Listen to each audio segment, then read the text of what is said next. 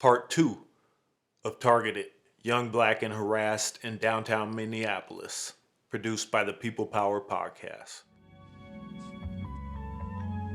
Following Derek Chauvin's conviction of murdering George Floyd, the Minnesota Spokesman Recorder, Minnesota's oldest black newspaper, located on East 38th Street in the heart of the historic Black South Side where Floyd was lynched, published an interview with Target Corporation CEO.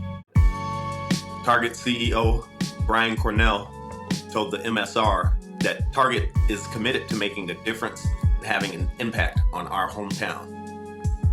We have a long-standing commitment to diversity, equity, and inclusion. It's a core part of who we are. Importantly, it has helped drive our business. That's not something that's new. We have had a diversity and inclusion strategy and office in place for now over 15 years. However, the public record tells an entirely different story.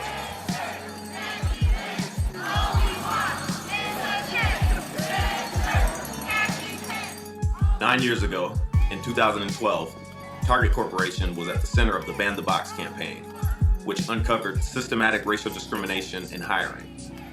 And in 2017, they settled the case in a class action lawsuit brought by the NAACP for $3.5 million. This only begins to tell the story of Target's role in helping create the worst in the nation racial disparities in Minneapolis. In 2003, Target Corp., the city of Minneapolis, and Hennepin County created a new public-private partnership that completely blurred the boundaries between government responsibility and corporate profiteering. It resulted in local criminal justice and law enforcement systems surrendering unprecedented power to Target Corp. And its associates, with devastating consequences for Black people especially, and the city overall. 21st Century Jim Crow in the North Star City, my ongoing report published by Unicorn Riot, details public-private corruption at the highest levels, with Target Corporation at the center of a decades-long corporate surveillance state.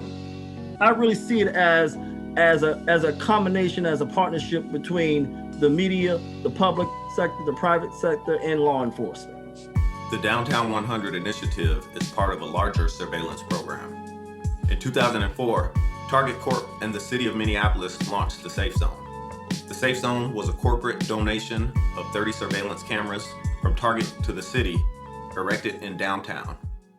One of the scariest things for white folks was Black folks' ability to go about their business. And so when that was lost after the Civil War in 1865, Southern states began to pass new state laws that would institute or reinstitute a system of slavery that was akin to restricting the mobility and the movement of Black folks, ordinary, everyday Black folks. When this started with the Target Corporation and with the city and the county, but this is still ongoing, even to this very day. They're trying to sweep up Black youth out of downtown. But to go back to those laws in the 1870s, the Black codes, which were a panoply of all Southern state laws, and they were about restricting mobility, right? So you see how white people have us in a bind even after the Civil War, that we couldn't move and we couldn't be who we were, we couldn't begin to formulate a community and actualize ourselves as a new community that was 1 year or even a few months out of emancipation, out of slavery. They have a tendency to over-target young Black people because they want to control they certainly want to control their labor, but they want the way that you control their labor is to control their movements. And if I can control their movements, then actually I can control all the other stuff. 21st Century Jim Crow in the North Star City exposes sweeping implications that Minneapolis has served as a model for the global brutal surveillance state. Look at all the disparities. We are leading the nation.